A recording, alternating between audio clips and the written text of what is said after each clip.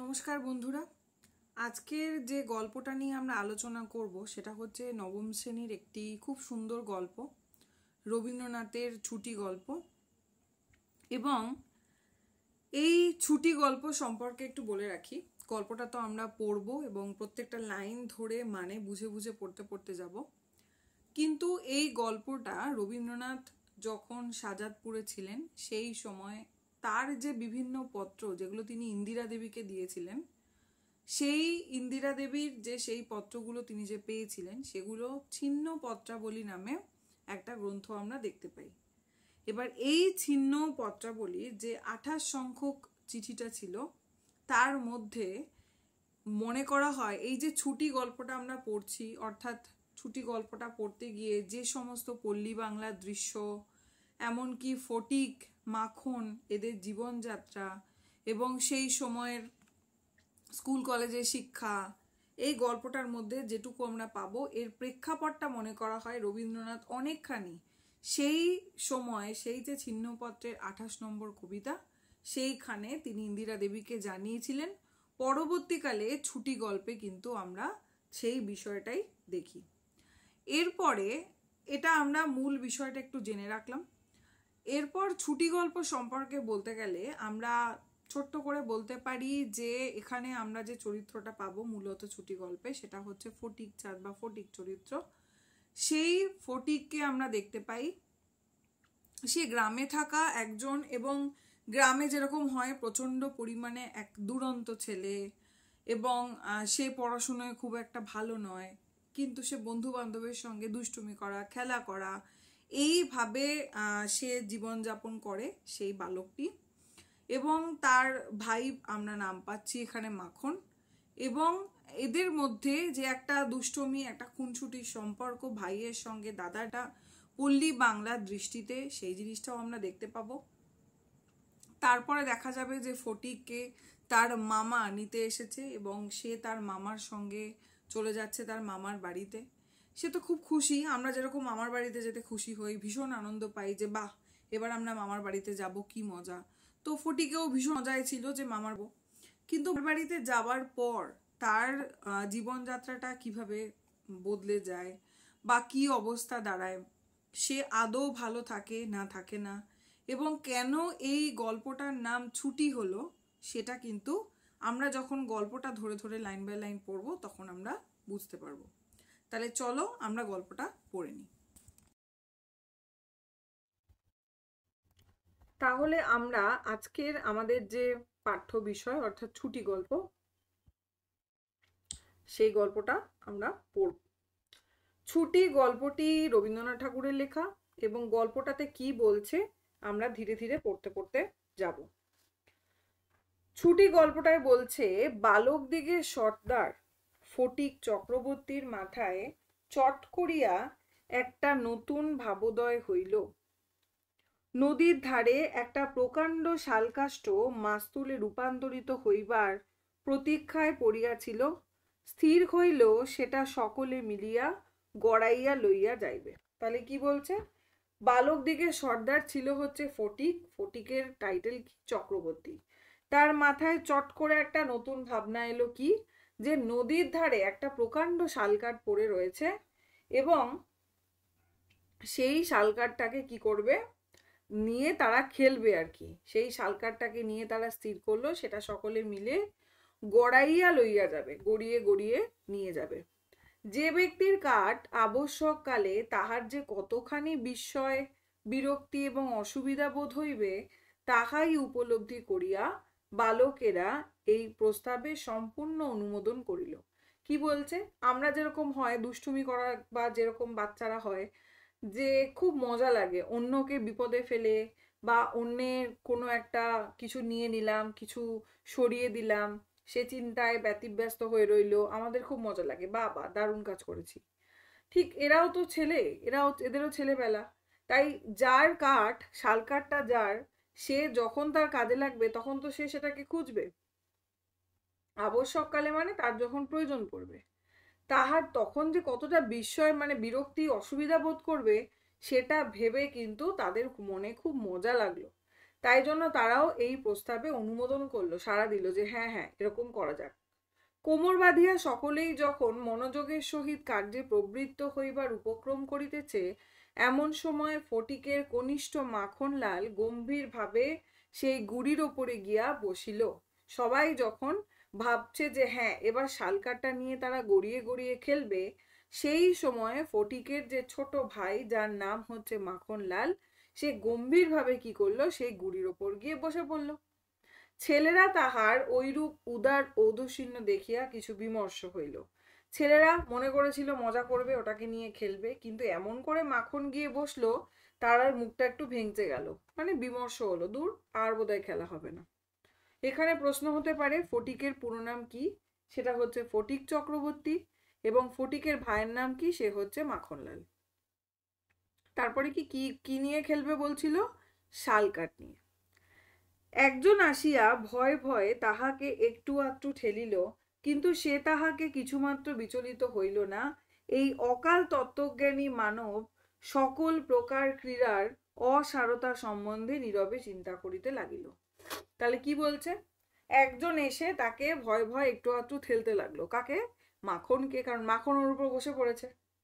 কিন্তু এই অকাল তত্ত্বজ্ঞানী, অর্থাৎ যার কাল সম্পর্কে ধারণা রয়েছে, তত্ত্বজ্ঞান রয়েছে, এই রকম মানব, অর্থাৎ কেন বলছে মাখনকে?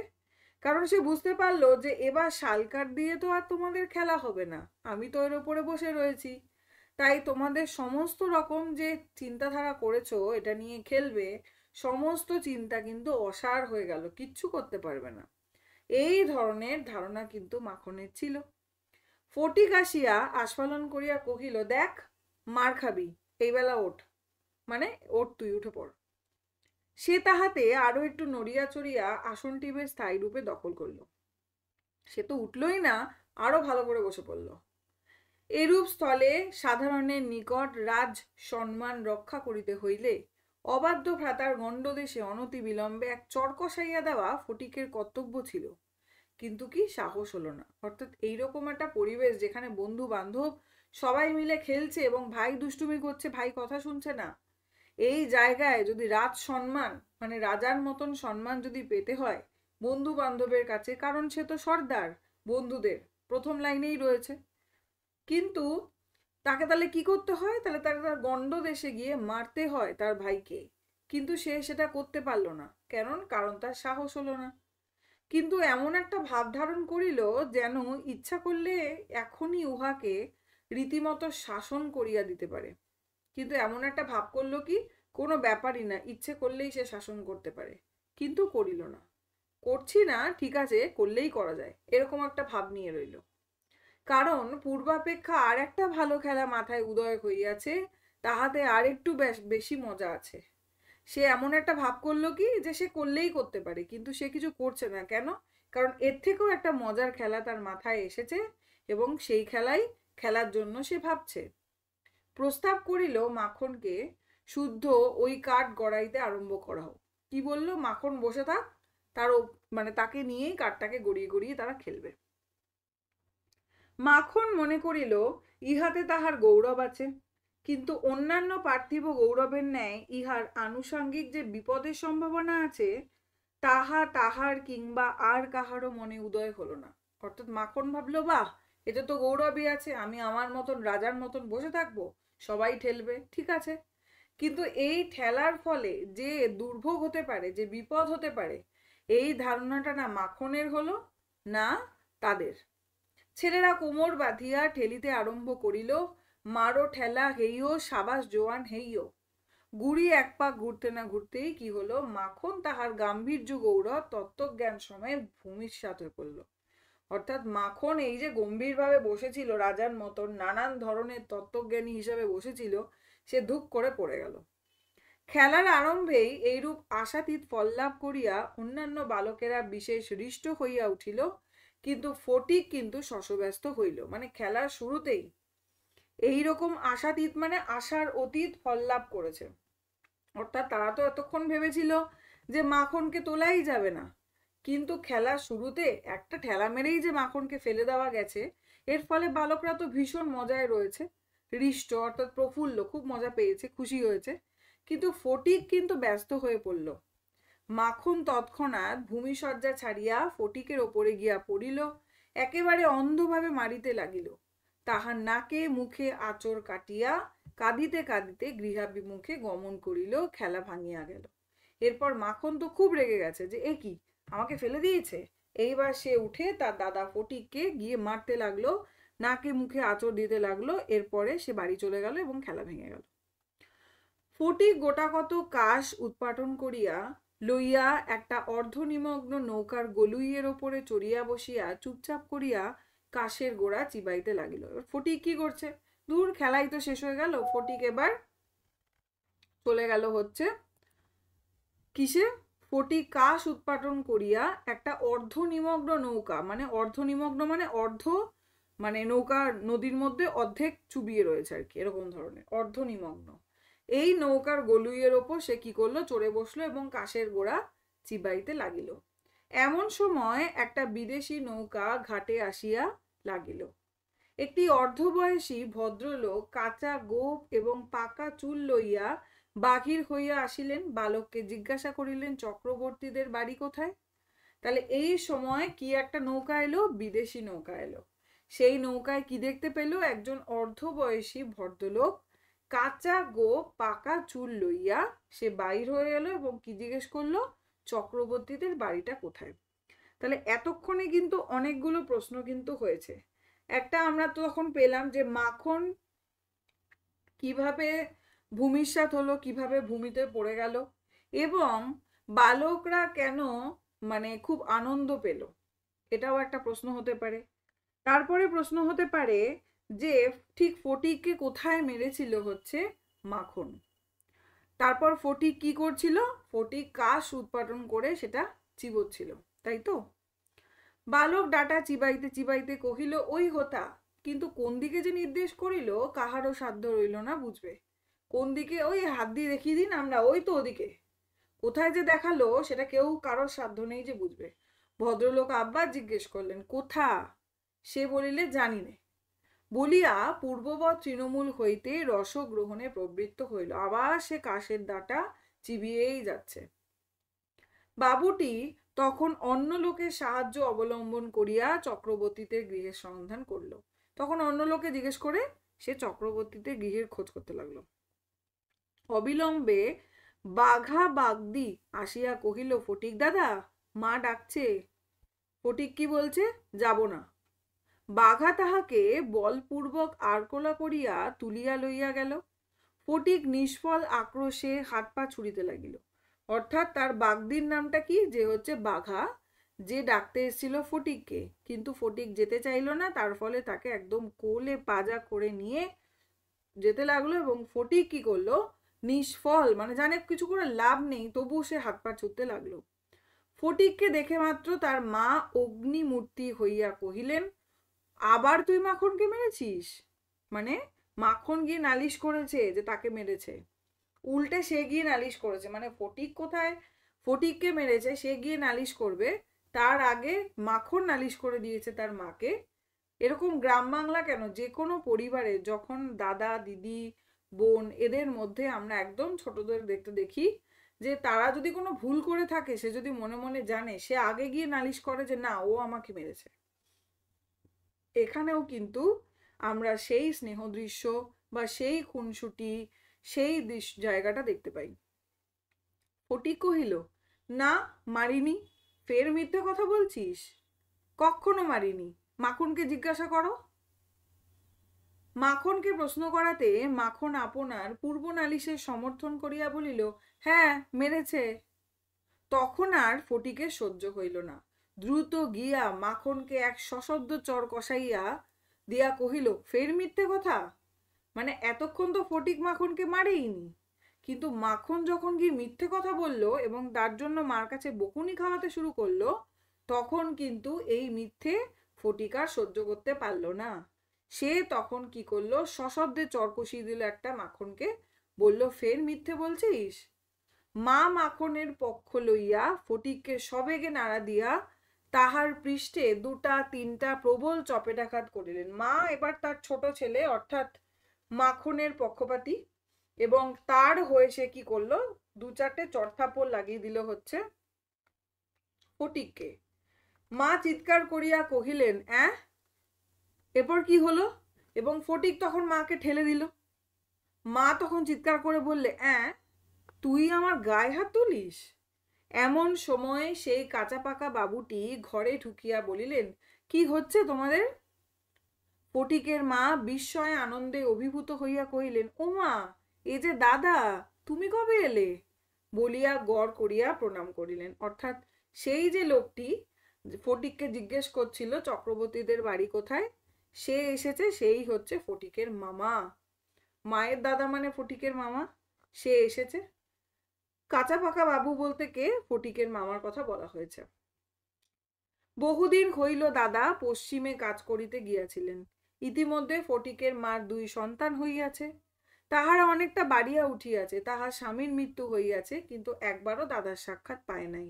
আজ বহুকাল পরে দেশে ফিরিয়া আসিয়া বিশ্বম্বর বাবু তার ভগিনীকে দেখতে এসেছেন। তাহলে আমরা বুঝতে পারলাম যে বিশ্বম্বর বাবু হচ্ছে তার, মানে বিশ্বম্বর হচ্ছে মামার নাম, এবং সে পশ্চিমে কাজে গিয়েছিল, এবং তখন তার কি হয়েছে, ভগিনীর 2টো সন্তানও হয়ে গেছে, তারা অনেক বড়ও হয়ে গেছে, তার স্বামীর মৃত্যুও হয়েছে, কিন্তু এইসব কোনো খবরই বিশ্বম্বর বাবু জানে না, কারণ সে পশ্চিমে কাজে গেছে। এই প্রথম সে দেশে ফিরে তার বোনকে দেখতে এলো। কিছুদিন খুব সমারোহে গেল।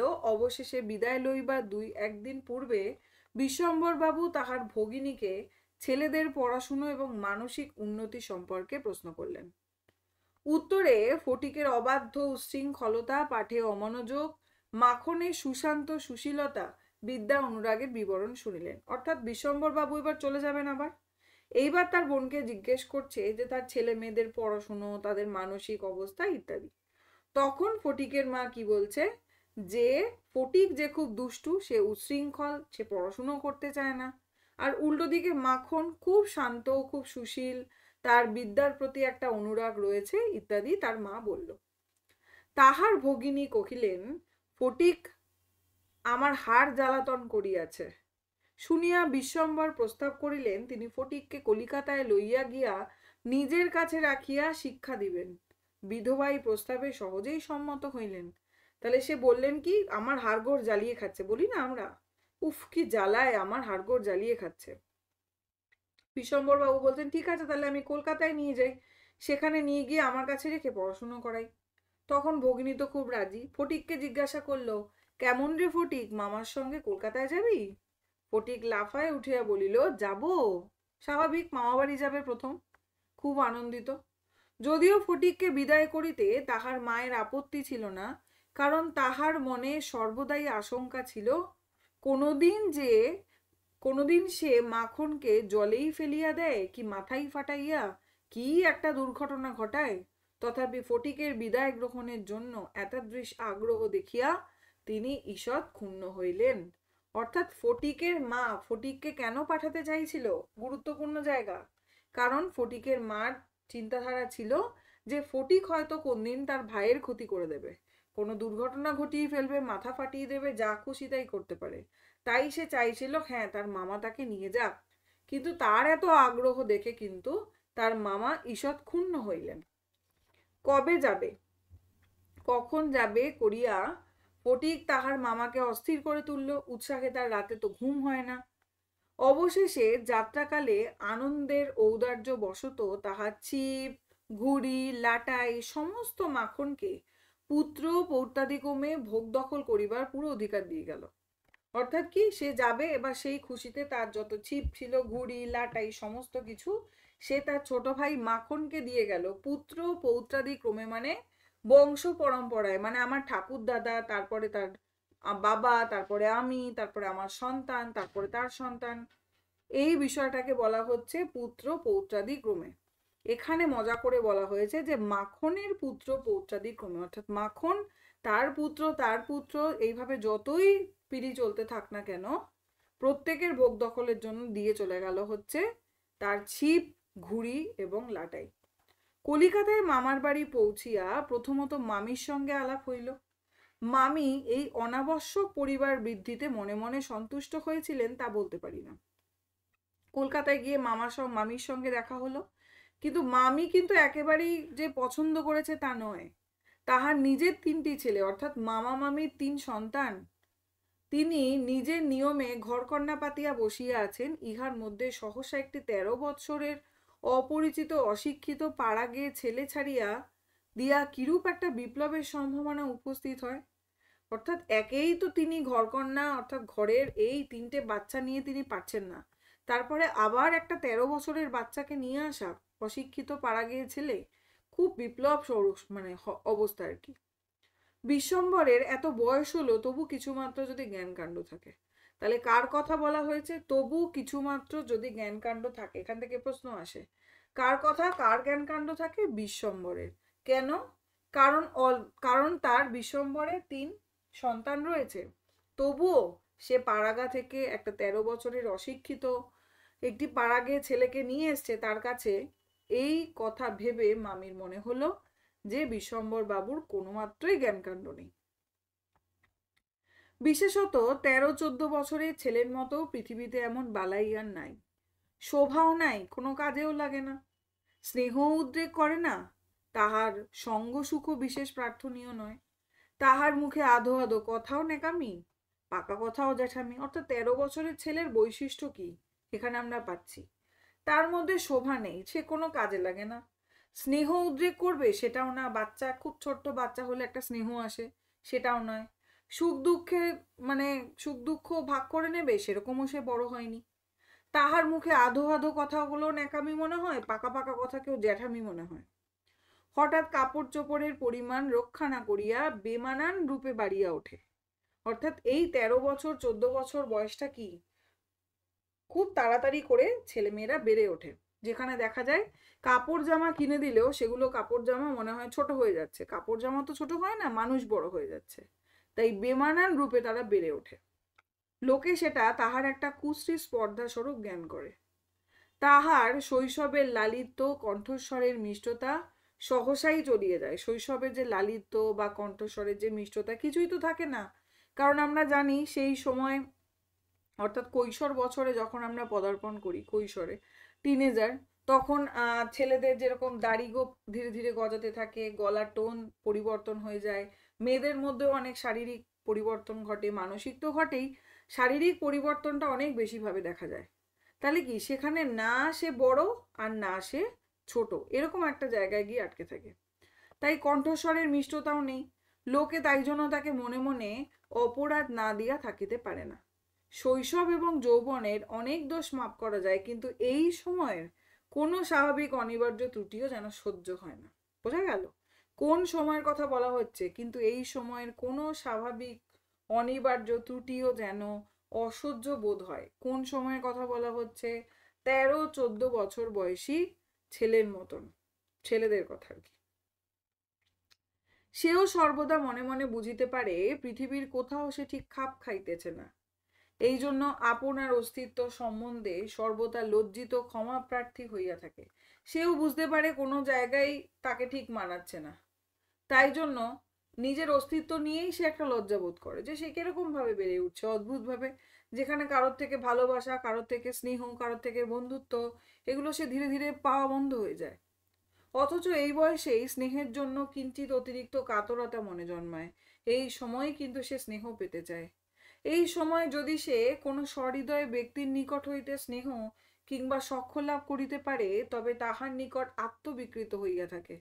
যদি কারোর কাছে সে ভালোবাসা পায় এই সময় বা স্নেহ পায়, তার কাছে নিজেকে যেন বিক্রি করে দেয়, এইরকম মনোভাব হয়ে থাকে। কিন্তু তাহাকে স্নেহ করিতে কেহ সাহস করে না, কারণ সেটা সাধারণে প্রশ্রয় বলিয়া মনে করে। কেন স্নেহ করিতে সাহস পায় না? একদম আসতে পারে। কারণ কি? কারণ সেটাকে সাধারণে প্রশ্রয় বলে মনে করে। সুতরাং তাহার চেহারা এবং ভাবখানা অনেকটা প্রভুহীন পথের কুকুরের মতো হইয়া যায়। অতএব এমন অবস্থায় মাতৃভবন ছাড়া আর কোনো অপরিচিত স্থান বালকের পক্ষে নরক। চারিদিকে স্নেহশূন্য বিরাগ তাহার কাছে পদে পদে কাটার মতো বেঁধে।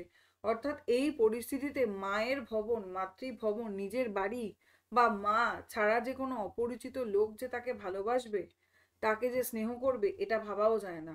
এবং সমস্ত কিছুই কি হয়? পদে পদে কাটার মতন বিদ্ধে থাকে। এই বয়সে সাধারণত নারী জাতিকে কোনো এক শ্রেষ্ঠ স্বর্গলোকে দুর্লভ জীব বলিয়া মনে ধারণা হইতে আরম্ভ হয়। অর্থাৎ এই বয়সে কি হয়, কোনো মেয়েকে বা নারী জাতিকে কি মনে হয়, সে যেন স্বর্গ থেকে এসছে কোনো একটা দুর্লভ জীব। অতএব তাহাদের নিকট হইতে উপেক্ষা অত্যন্ত দুঃসহ বোধ হয়, এই জন্য উপেক্ষাও পাওয়া যায়। মামির স্নেহহীন চক্ষে সে যে একটা দুর্গ্রহের মতো প্রতিভাত হইতেছে, এইটা ফটিকের সবচেয়ে বাধিত। অর্থাৎ মামির তার প্রতি কোনো রকম স্নেহ নেই, অর্থাৎ মামি যেন তাকে দেখতেই পারে না। এই ব্যাপারটাই কিন্তু ফটিকের কাছে খুবই দুঃসহ মনে হয়, খুবই খারাপ লাগে, খুবই কষ্ট পায়।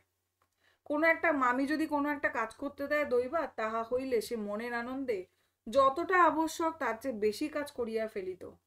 অবশেষে মামি যখন তাহার উৎসাহ দমন করিয়া বলিতেন, ঢের হয়েছে, ঢের হয়েছে, ওতে আর তোমায় হাত দিতে হবে না, এখন তুমি নিজের কাজে মন দাওগে, একটু পড়াগে যাও, তখন কি হতো, তার মানসিক উন্নতির প্রতি মামির এতটা যত্ন বাহুল্য তার অত্যন্ত নিষ্ঠুর অবিচার বলে মনে হতো। তো মামি যদি তাকে, সে অপেক্ষা করে থাকতো যে তার মামি তাকে একটু ভালোবাসবে, তাকে একটু স্নেহ করবে।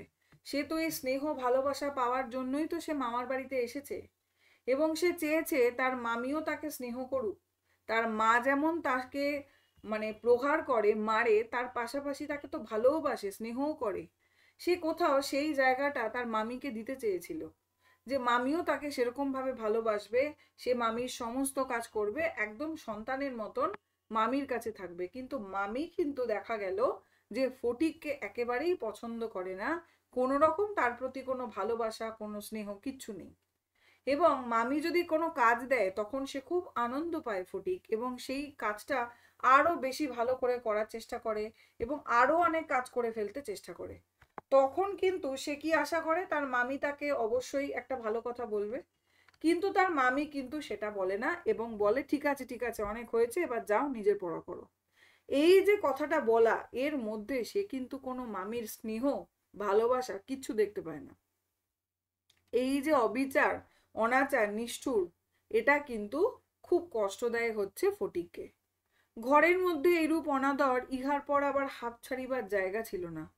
দেয়ালের মধ্যে আটকা পড়িয়া কেবলই তাহার গ্রামের কথা মনে পড়তো। এক তো ঘরের মধ্যে তাকে ভালোবাসে না তার মামি, এবং মামির যে সন্তানরাও যে খুব ভালোবাসে তা নয়, তারপরেও চার দেওয়ালের মধ্যে, কারণ যেই ছেলেটা, আমরা দেখেছি গ্রাম বাংলায় মানুষ হওয়া একটি ছেলে, এবং সেখানে সে বড় হয়, সেখানে সে বন্ধু বান্ধবের সাথে দুষ্টুমি করা, খেলা, নানান ধরনের খেলা করা, সে তাকে যখন চার দেওয়ালের মধ্যে এসে আটকে দেওয়া হয়েছে এবং স্নেহ ভালোবাসা কিছুই সে পাচ্ছে না, তখন তো সে পুরো বন্দি, সে তো ছটফট করবেই। ফটিকের অবস্থাটা এরকম হয়ে দাঁড়ালো। প্রকাণ্ড একটা ধাউস ঘুড়ি লইয়া বো বো শব্দে উড়াইয়া বেড়াইবার সেই মাঠ তাইরে নাইরে না করিয়া উচ্চস্বরে স্বরচিত রাগিনী আলাপ করিয়া অকর্মণ্যভাবে ঘুরিয়া বেড়াইবার সেই নদীটির কি কি মনে পড়ছে তার। পরপর জায়গাটা কিন্তু মনে রাখতে হবে। দিনের মধ্যে যখন তখন ঝাঁপ দিয়া পড়িয়া সাঁতার কাটিবার সেই সংকীর্ণ স্রোতস্বিনী অর্থাৎ নদী, সেই সব দলবল, উপদ্রব, স্বাধীনতা, এবং সর্বোপরি সেই অত্যাচারিণী অবিচারিণী মা অহর্নিশি তার নিরুপায় চিত্তকে আকর্ষণ করতো। অর্থাৎ এইবার সে বাড়ি যেতে চাইছে, তার গ্রাম বাংলার কথা মনে পড়ছে, যেই নদীতে সে ঝাঁপ দিয়ে খেলতো, যে বন্ধুদের সাথে সে দুষ্টুমি করত, সে গাছে উঠে সে চেড়ে বেড়াতো, যেখানে উঠে সে তাইরে নাইরে নাইরে না করে গাইতো এবং বো বো করে ছুটে বেড়াতো, সেই সমস্ত স্মৃতিগুলো কিন্তু তাকে আঁকড়ে ধরছে, তাকে মনে পড়ছে, তার একদম মনে পড়তে থাকে। দেওয়ালের এই চার দেওয়ালের মধ্যে থেকে তার কি হয়, তার দম বন্ধ হয়ে আসে। সে তখন তার সেই মাকে মনে পড়ে, তার সেই মায়ের প্রহারকেও মনে পড়ে। জন্তুর মতো এক প্রকার অবুঝ ভালোবাসা, কেবল একটা কাছে যাইবার অন্ধ ইচ্ছা, কেবল একটা না দেখিয়া অব্যক্ত ব্যাকুলতা, গোধূলি সময়ের মাতৃহীন বৎসরের মতো কেবল একটা আন্তরিক মা মা ক্রন্দন। খুব সুন্দর জায়গাটা বলছে, দেখো। বলছে জন্তুরা যেরকম ভালোবাসে না, জন্তুদের ভালোবাসা এক প্রকার, একটা অবুঝ ভালোবাসা। সেই ভালোবাসায় তাকে কে ভালোবাসছে, কি করছে সেটা সে জানতে চায় না, কিন্তু সে পাগলের মতো ছুটে যায়, তার ইচ্ছে করে ভালোবাসতে, তার ইচ্ছে করে সেই ভালোবাসা পেতে। সেই জন্তুর মতন এক অবুঝ ভালোবাসা দেখা দিয়েছে ফটিকের মনে। কেবল কি, কাছে যাবে, কাছে যাওয়ার একটা অন্ধ ইচ্ছা, কেবল একটা ব্যাকুলতা কাজ করছে। কিসের ব্যাকুলতা? গোধূলি সময়ের মাতৃহীন বৎসের, মাতৃহীন বৎসের মতো কেবল একটা আন্তরিক মা মা ক্রন্দন। অর্থাৎ গোধূলি সময় মানে কি, গোধূলি বলতে আমরা কি বুঝি? বিকেল বেলা যখন সূর্য ডোবে সেই সময়টাকে গোধূলি বলি, তাই তো? সেই গোধূলি সময়ের, আমাদের জীবনেও কিন্তু গোধূলি নামে। আমাদের জীবনের গোধূলি বেলা বলতে আমরা শেষ সময়কে বলি, আমরা বৃদ্ধ বয়সকে বলি যে আমাদের জীবনের গোধূলির সময়। সেই সময় কিন্তু আমাদের মারা বেঁচে থাকে না, আমাদের নিজের কাছের লোকরা হয়তো বেঁচে থাকে না, কিন্তু তাদেরকে কিন্তু আমরা মনে করি। সেই সময় কিন্তু মনে হয়, কোনো রোগ সজ্জায় হোক বা এমনি হোক, মনে হয় মা যদি কাছে থাকতো। ঠিক এই লাইনটাই বলতে চেয়েছে যে গোধূলি সময়ের মাতৃহীন যে বৎস, সেরকম ভাবেই আন্তরিক মা মা। লজ্জিত শঙ্কিত শীর্ণ দীর্ঘ অসুন্দর বালকের অন্তরে কেবলই আলোড়িত হতো, স্কুলে এত বড় নির্বোধ অমনোযোগী বালক আর ছিল না। তাহলে এবার তার স্কুল জীবনের বর্ণনা পাবো। সে কি পড়াশোনায় ভালো ছিল? একদমই না, প্রচন্ড নির্বোধ অমনোযোগী বালক ছিল সে। একটা কথা জিজ্ঞেস করলে হা করে চেয়ে থাকতো। মাস্টার যখন মার আরম্ভ করিত তখন ভারাক্রান্ত গর্ধবের মতো নীরবে সহ্য করিত। অনেকগুলো জন্তুর সঙ্গে কিন্তু তাকে তুলনা করছে, ভারাক্রান্ত গর্ধবের কথা পাচ্ছি। গর্ধবের মতো চুপচাপ সে সহ্য করত। ছেলেদের যখন খেলেবার ছুটি হইত তখন জানালার কাছে দাঁড়াইয়া দূরের বাড়িগুলোর ছাদ নিরীক্ষণ করিত। যখন সেই দ্বীপ্রহর রৌদ্রে কোনো একটা ছাদে দুটি একটি ছেলে মেয়ে কিছু একটা খেলার ছলে ক্ষণেকের জন্য দেখা দিয়া যাইত, তখন তার চিত্ত অধীর হইত। অর্থাৎ যখন পড়াশুনো শেষ হতো, ছেলেদের যখন খেলার ছুটি হতো, তখন সে কি করত? জানলা দিয়ে বাইরে দূরে ছাদগুলোকে দেখতো, বাড়ির ছাদ, যেই ছাদের ওপর ছোট্ট ছোট্ট ছেলে মেয়েরা কি করে, দুপুরের রোদে কোনো একটা ছাদে দুটো একটা ছেলে মেয়েকে সে দেখতে পায়, তারা খেলছে। সেইটাই কিন্তু তার মনে সাড়া দিয়ে উঠত। অর্থাৎ তার যে গ্রামের স্মৃতি, তার যে বালক বেলার খুনসুটি করার, মজা করার, দুষ্টুমির স্মৃতি, খেলার স্মৃতি, সেগুলো তার মনে ভেসে উঠত। একদিন অনেক প্রতিজ্ঞা করিয়া অনেক সাহসে মামাকে জিজ্ঞাসা করিয়াছিল, মামা, মার কাছে কবে যাব? মামা বলিয়াছিলেন, স্কুলের ছুটি হোক, কার্তিক মাসে পূজার ছুটি, সে এখনো ঢের দেরি। কবে যাবে? স্কুলের ছুটি কখন হবে? কার্তিক মাসে। কার্তিক মাসে কিসের ছুটি? কার্তিক মাসে পূজার ছুটি, সে এখনো অনেক দেরি। একদিন ফটিক তাহার স্কুলের বই হারাইয়া ফেলিল। একে তো সহজেই পড়া তৈরি হয় না, তার উপর আবার স্কুলের বই হারাইয়া একেবারে নাচার হইয়া পড়িল, মানে যা তা অবস্থা। এক তো পড়াশুনোই হয় না, তারপরে আবার বইও হারিয়ে ফেলেছে। মাস্টার প্রতিদিন তাহাকে অত্যন্ত মারধর অপমান করিতে আরম্ভ করিলেন। স্কুলে তাহার এমন অবস্থা হইল যে তাহার মামাতো ভাইরা তাহার সহিত সম্বন্ধ স্বীকার করিতে লজ্জাবোধ করিত। এমন মার খায়, এমন অবস্থা, মানে এমন সম্মান তৈরি করেছে আর কি স্কুলে, যে তার যে মামার যে সন্তানরা, তারাও কিন্তু পরিচয় দিতে চায় না ফটিক তাদেরকে। ইহার কোনো অপমানে তাহারা অন্য বালকের চেয়েও যেন বলপূর্বক বেশি করিয়া আমোদ করিত। ফটিককে যদি স্কুলে অপমান করা হইতো, এই মামাতো ভাইরাও কিন্তু আরো বেশি করে মজা নিত। তাহলে একটু দেখো ফটিকের অবস্থাটা কি। এক তো ফটিক গ্রামের সমস্ত কিছু ছেড়ে কলকাতায় এসেছিল, সে তার মামার বাড়িতে থাকবে, পড়াশুনো করবে, কিন্তু এখানে না সে মামির কাছে ভালোবাসা পাচ্ছে, না সে তার মামাতো ভাইদের কাছে ভালোবাসা পাচ্ছে। উল্টে সে যখন স্কুলে বকা খাচ্ছে, তাকে মারা হচ্ছে, তাকে নিয়ে কিছু বলা হচ্ছে, তাতে আরো আনন্দ নিচ্ছে, মজা নিচ্ছে এই মামাতো ভাইরা। আবার অন্যদিকে এই তো স্কুলের পরিবেশ, স্কুলের পরিবেশ যেখানে চার দেওয়ালের মধ্যে থাকা, শুধু পড়াশুনো আর পড়াশুনো, আর কি সে না খেলতে পারে। এবং কলকাতার বাড়ি মানে আমরা বুঝতেই পাচ্ছি, চার দেওয়ালের মধ্যে থাকা একটি বাড়ি, এই রকম পরিবেশে কিন্তু ফটিককে থাকতে হচ্ছে। তাহলে ফটিকের মানসিক যন্ত্রণাটা দিন দিন কোন পর্যায়ে পৌঁছে যাচ্ছে এটা কিন্তু আমরা বুঝতে পারছি। অসহ্য বোধ হওয়াতে একদিন ফটিক তাহার মামির কাছে নিতান্ত অপরাধীর মতো গেল, বলল, বই হারিয়ে ফেলেছি। মামি অধরের দুই প্রান্তে বিরক্তির রেখা অঙ্কিত করিয়া বলিলেন, বেশ করেছ, আমি তোমাকে মাসের মধ্যে 5 বার করে বই কিনে দিতে পারি না। ফটিক আর কিছু না বলিয়া চলিয়া আসিল।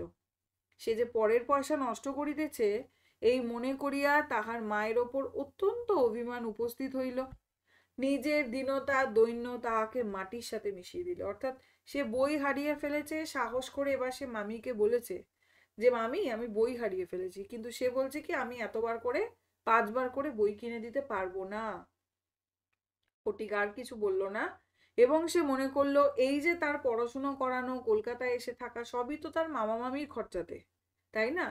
তার জন্য তার প্রচন্ড অভিমান হলো তার মায়ের ওপর, যে কেন তাকে এভাবে পাঠিয়ে দিল, এবং তার যে নিজের কিছু করার নেই, সে যে কতটা দৈন্য, খুব খারাপ অবস্থায় রয়েছে, এটা তাহাকে সে ভেবে সে আর মাটির সঙ্গে মিশে যেতে চাইল। এত লজ্জাবোধ করলো ফটিক। স্কুল হইতে ফিরিয়া সেই রাত্রে তাহার মাথা ব্যথা করিতে লাগিল, গা শিরশির করিয়া আসিল। বুঝিতে পারিল তাহার জ্বর আসিতেছে। বুঝিতে পারিল ব্যামো বাঁধাইলে তাহার মামির প্রতি অত্যন্ত অনর্থক উপদ্রব করা হইবে। মানে তার জ্বর আসছে, বা যদি তার জ্বর হয় বা কোনো রকম রোগ হয়, তাহলে তো তার মামিকে আরো উপদ্রব করা হবে।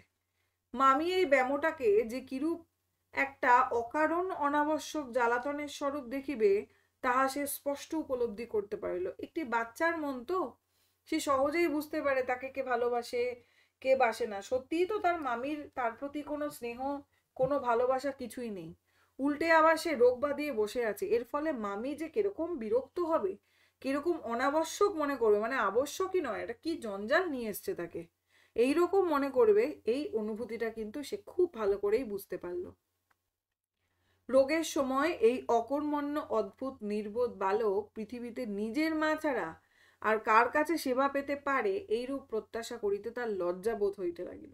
সত্যি তো তাই, তার যখন এখন রোগ, তখন এই অকর্মণ্য তো তার তো কোনো কমে লাগে না। না সে পড়াশুনো করতে পারছে, না তাকে কোনো কাজ করতে দিচ্ছে, কিছুই করতে পারছে না। এই অকর্মণ্য অদ্ভুত একটা নির্বোধ বালক হচ্ছে ফটিক, এবং তার মা ছাড়া যে অন্য কেউ তাকে স্নেহ করবে এটা তোর ভাবাও উচিত নয়, লজ্জাবোধ করা উচিত। পরদিন প্রাতঃকালে ফটিককে আর দেখা গেল না। পরদিন সকালে উঠে দেখা গেল ফটিক আর নেই। চতুর্দিকে প্রতিবেশীদের ঘরে খোঁজ নেওয়া হলো, সন্ধান পাওয়া গেল না। সেদিন আবার রাত্রি হইতে মুষলধারে শ্রাবণের বৃষ্টি পড়তে লাগলো। সুতরাং তাহার খোঁজ করিতে লোকজনকে অনর্থক অনেক ভিজিতে হইল। অবশেষে কোথাও না পাইয়া বিশ্বম্বর বাবু কি করলেন, পুলিশে খবর দেবেন। অর্থাৎ ফটিক কোথাও চলে গেছে, তাকে খুঁজে পাওয়া যাচ্ছে না। বিশ্বম্বর বাবু এবার বাধ্য হয়ে পুলিশে খবর দিলেন। সমস্ত দিনের পর সন্ধ্যার সময় একটা গাড়ি আসিয়া বিশ্বম্বর বাবুর বাড়ির সম্মুখে দাঁড়াইল। তখনও ঝুপঝুপ করিয়া অবিশ্রাম বৃষ্টি পড়িতেছে, রাস্তায় 1 হাঁটু জল দাঁড়াইয়া আছে। প্রচন্ড বৃষ্টি পড়ছে, জল দাঁড়িয়ে আছে। এই সময় কি হলো, দুজন পুলিশের লোক গাড়ি হইতে ফটিককে ধরাধরি করে বিশ্বম্বর বাবুর নিকট নিয়ে এলো। এবং ফটিকের অবস্থাটা কি ছিল, আপাত মস্তক তার ভেজা, সর্বাঙ্গে কাদা, মুখ চক্ষু লোহিত বর্ণ, থরথর করিয়া কাঁপছে, এরকম অবস্থা। কারণ সে তো জ্বর অবস্থাতেই চলে গেছিল। বিশ্বম্বর বাবু কি করলো, প্রায় কোলে করিয়া তাহাকে অন্তঃপুরে লয়ে গেলেন, ভেতরে নিয়ে গেলেন। মামি তাহাকে দেখিয়াই বলে উঠল, কেন বাপু, পরের ছেলেকে নিয়ে কেন এ কর্মভোগ, তা ওকে বাড়ি পাঠিয়ে। বোঝা গেল, বাড়ি পাঠিয়ে দিতে বলছে। বাস্তবিক সমস্ত দিন দুশ্চিন্তায় তাহার ভালোরূপ আহারাদি হয় নাই, এবং নিজের ছেলেদের সহিত না হোক অনেক কিটমিট করিয়াছে। খুব বিরক্ত হয়ে আছে মামি, যে পালিয়ে গেছে, খোঁজাখুঁজি, পুলিশ, যা খুশি অবস্থা আর কি, তাতে এমনিই সে দুশ্চিন্তায় ছিল, তারপরে তার ছেলেদের সাথেও খিটিমিটি হয়েছে। ফটিক কাঁদিয়া উঠিয়া কহিল, আমি মার কাছে যাচ্ছিলুম, আমাকে ফিরিয়ে এনেছে। বালকের জ্বর অত্যন্ত বাড়িয়া উঠিল। সমস্ত রাত্রি সে প্রলাপ বকতে লাগলো। বিশ্বম্বর বাবু কি করলেন, চিকিৎসক ডেকে আনলেন। ফটিক তাহার রক্তবর্ণ চক্ষু একবার উন্মিলিত করিয়া কড়িকাঠের দিকে হতবুদ্ধিভাবে তাকাইয়া, মামা আমার ছুটি হয়েছে কি, মানে সে ছুটি চায়। অর্থাৎ সে বাড়ি যাবে, সে তার গ্রামের বাড়ি যাবে, সে তার মায়ের কাছে যাবে, তাই তার এই আকুতি ছুটির। বিশ্বম্বর বাবু রুমালে চোখ মুছিয়া সস্নেহে ফটিকের শীর্ণ তপ্ত হাতখানি হাতের ওপর তুলিয়া তাহার কাছে বসলেন। অর্থাৎ বিশ্বম্বর বাবু চরিত্রটা যদি আমরা দেখি, তার মধ্যে কিন্তু যথেষ্ট স্নেহ বিষয়টা আমরা দেখতে পাই। তাই না সে তার ভগিনীকে দেখতে গেছিল এতদিন পরে হলেও, এবং তার একটা চিন্তাও হয়েছে তার ভগিনীর পুত্র সন্তানদের প্রতি। এবং যখন জানতে পারলো ফটিক কিরকম পড়াশুনোয় বা কিভাবে আছে, তখন কিন্তু সে তাকে কলকাতায় নিয়ে আসতে দুবার ভাবেনি। তারপরে নিয়ে এসে তাকে স্কুলে ভর্তি করানো, এই বিষয়গুলো কিন্তু আমরা বিশ্বম্বর বাবুর মধ্যে দেখতে পাই। কিন্তু তাকে অনেকটা নিরীহই আমরা দেখতে পাচ্ছি। আচ্ছা, ফটিক বিড়বিড় করে বলতে লাগলো, মা আমাকে মারিস নে, সত্যি বলছি আমি কোনো দোষ করিনি। অর্থাৎ জ্বরে, প্রচন্ড জ্বরে যেরকম মানুষ ভুল বকতে থাকে, যেটাকে আমরা বলি যা খুশি তাই বলতে থাকে, কারণ তার তখন মন একটা অন্য জায়গায় বাস করে। তার মন এখন কোথায়? তার মন এখন সেই গ্রামে, তার বাড়িতে। তাই সে বলছে, মা আমাকে মারিস নে মা, সত্যি বলছি আমি কোনো দোষ করিনি।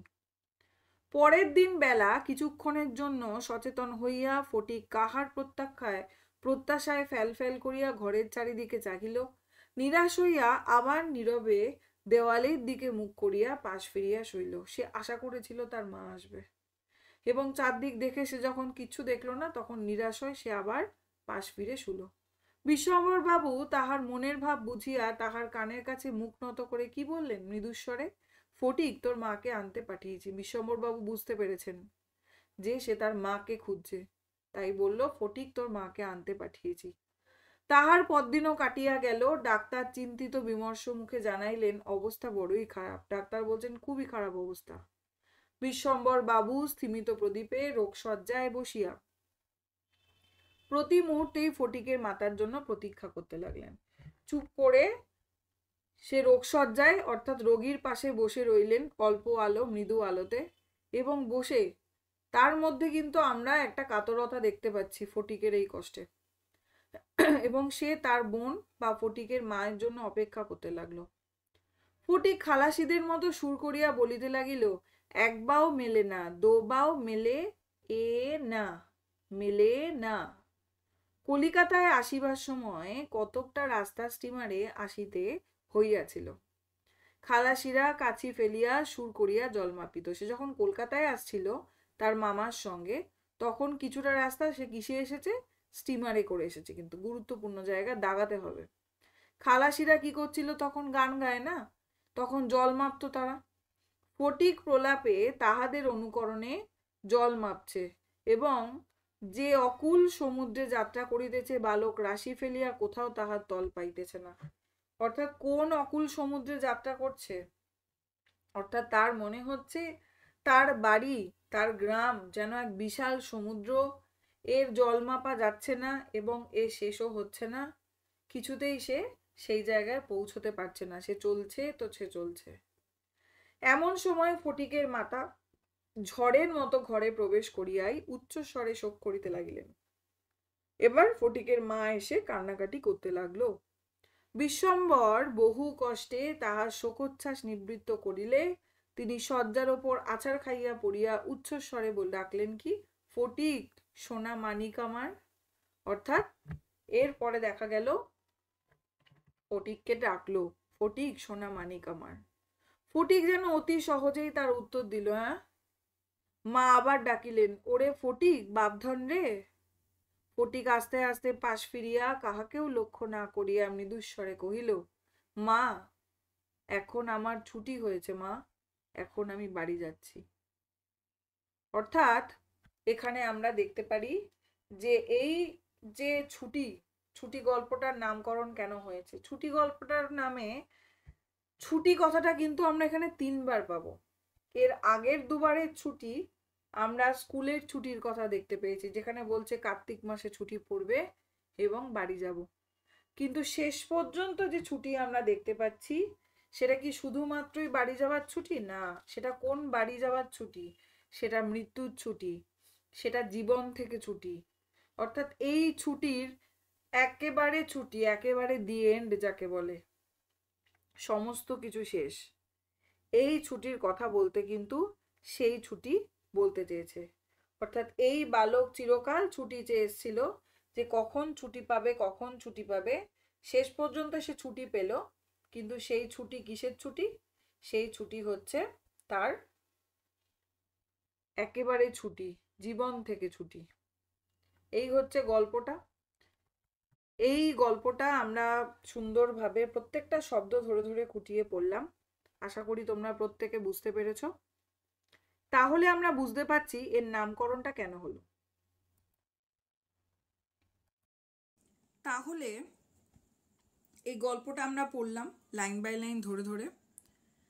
তাহলে এখানে ছুটি বলতে কোন ছুটির কথা বলা হচ্ছে? ছুটি বলতে কিন্তু বলা হচ্ছে যে অন্তিম ছুটি, জীবন থেকে ছুটি। এই গল্পের খুব গুরুত্বপূর্ণ একটা প্রশ্ন হচ্ছে, গল্পটির নাম ছুটি কেন? ছুটি কথাটা কতবার ব্যবহার করা হয়েছে? 3 বার। প্রথম 2 বার ছুটির অর্থে যে কথা বলা হয়েছে, শেষের ছুটির অর্থ কিন্তু তা নয়। শেষের ছুটির অর্থ হচ্ছে জীবন থেকে ছুটি, সমস্ত কিছু থেকে ছুটি, যেখানে তাকে আর যে এই যে তার লাঞ্ছনা অবমাননা সে যে সহ্য করছিল, এর কোনোটাই তাকে আর করতে হবে না। তারপরে একটা প্রশ্ন আসতে পারে যে এই ছুটি গল্পটির শিল্প মূল্য বিচার করো, কি বলতে চেয়েছে? ছুটি গল্পের মধ্য থেকে না অনেকগুলো দিক কিন্তু রবীন্দ্রনাথ তুলে ধরেছেন, রবীন্দ্রনাথ ঠাকুর।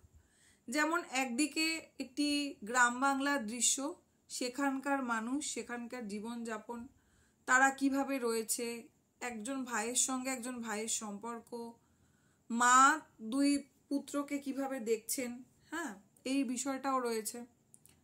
এই সমস্ত কিছুর পরে যখন দেখা যাচ্ছে যে ফটিককে তার মামার বাড়ি আসতে হচ্ছে এবং সে খুব খুশি খুশি আসছে, কারণ মামার বাড়ি কেনা যেতে চায়, স্বাভাবিক।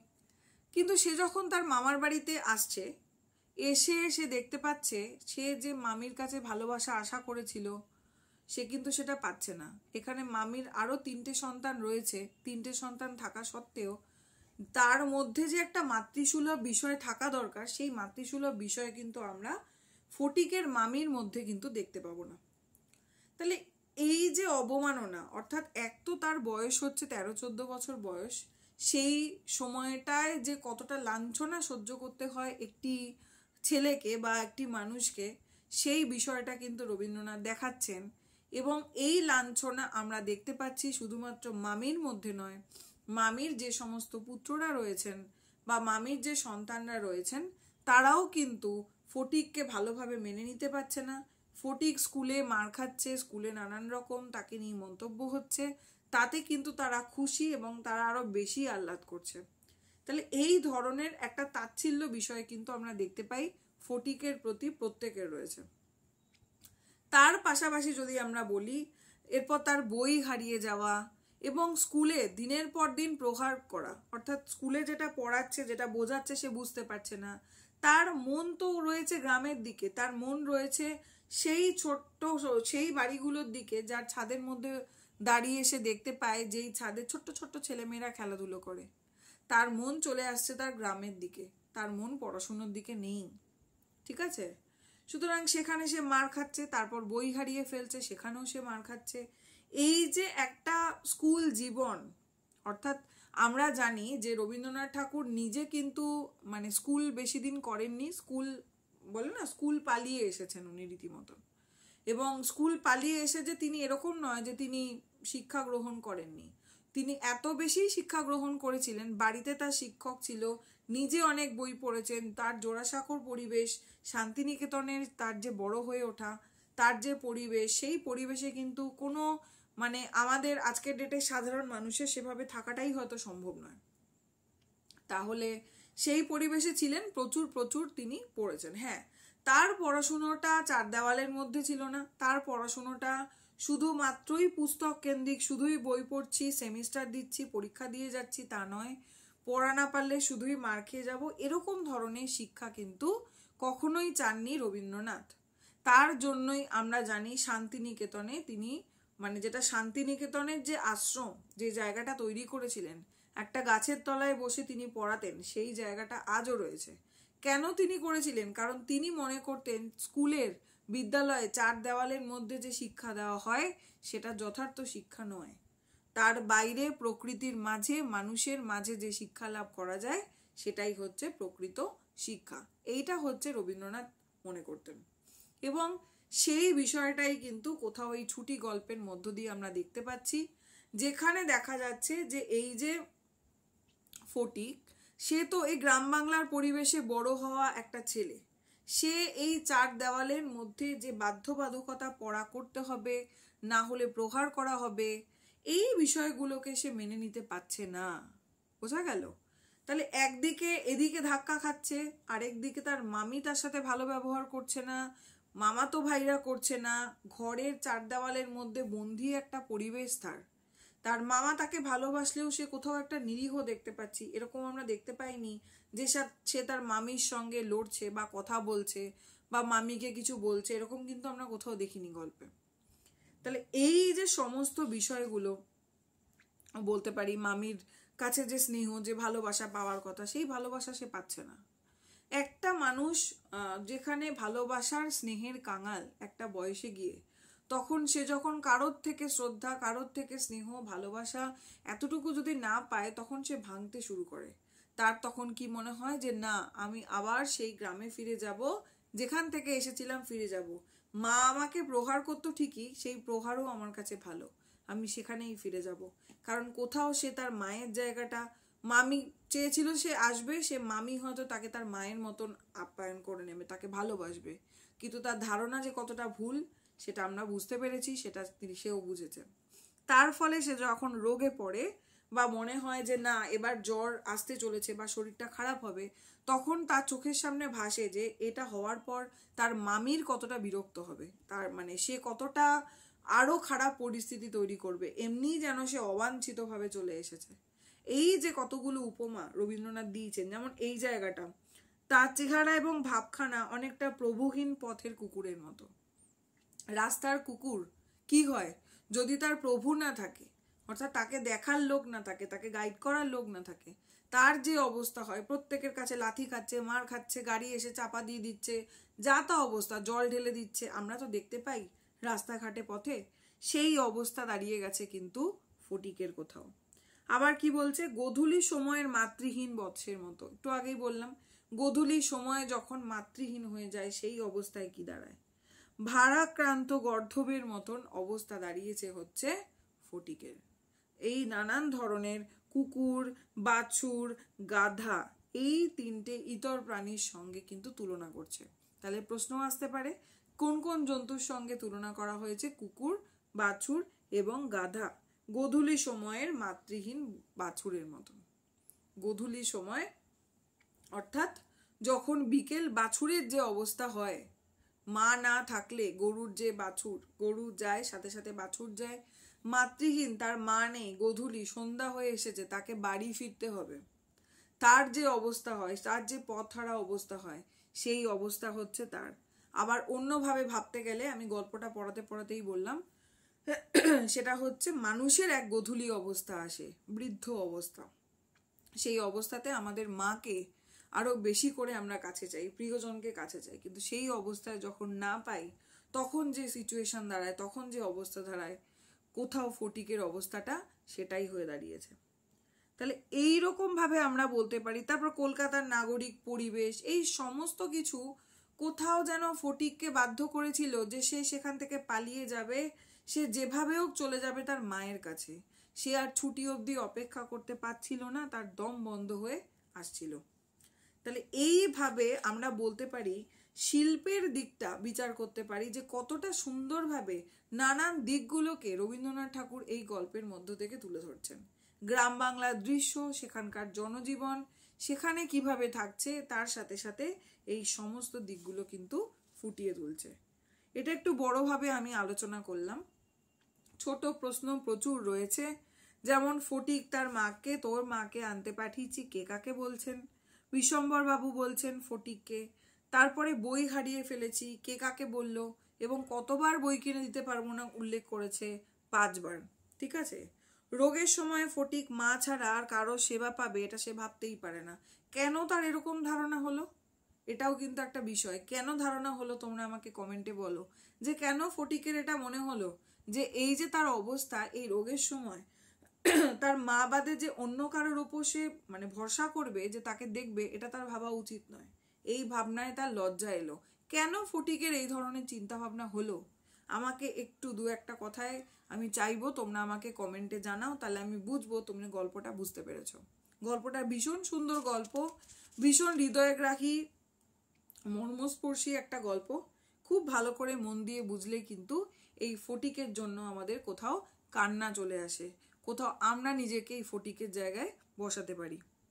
ছোট্ট ছোট্ট অনেক প্রশ্ন রয়েছে। ফটিকের পুরো নাম কি, তার মামার নাম কি, ফটিকের বয়স কত, প্রচুর প্রচুর প্রশ্ন কিন্তু ভেতরে দাগিয়ে দাগিয়ে, প্রত্যেকটা লাইন দাগিয়ে দাগিয়ে আমাদেরকে পড়ে করতে হবে। গল্পটা আমি পড়লাম এবং প্রত্যেকটা লাইন ধরে ধরে, মিনিং ধরে ধরে আমি বললাম, শব্দের অর্থগুলোও বলে দিলাম, প্রত্যেকটার মানেও বলে দিলাম। তারপরও যদি কোনো প্রশ্ন থাকে অবশ্যই আমাকে জানাবে। এবং আমি তোমাদেরকে যে প্রশ্নটা করলাম যে ফটিকের এই ধরনের ধারণা কেন হলো যে রোগশয্যায় শুধুমাত্র তার মাই তার সাথে থাকতে পারে, বা তার মার কাছেই এই সাহায্যটা আশা করতে পারে যে মা থাকবে, অন্য কারোর কাছে করা যায় না, কেন এটা মনে হলো ফটিকের? তোমাদের কি মনে হয়? এটা আমাকে অবশ্যই কিন্তু তোমরা কমেন্টে জানিও, ঠিক আছে? আরেকটা আমি প্রশ্ন করতে পারি, ফটিকের পদবী কি ছিল? ফটিকের পদবী কি ছিল? একদম প্রথম লাইনে খুব সোজা একটা প্রশ্ন, তবুও আমি করলাম। আর হৃষ্ট শব্দের অর্থ কি? হৃষ্ট পড়াতে পড়াতে আমি বলে দিয়েছি, হৃষ্ট হয় রি মূর্ধন্যস্বয় টয়, এর মানেটা কি, হৃষ্ট কথার অর্থ কি? তাহলে এই হচ্ছে ছুটি গল্পটা পড়লাম, আশা করি তোমরা বুঝতে পেরেছো। ধন্যবাদ সকলকে।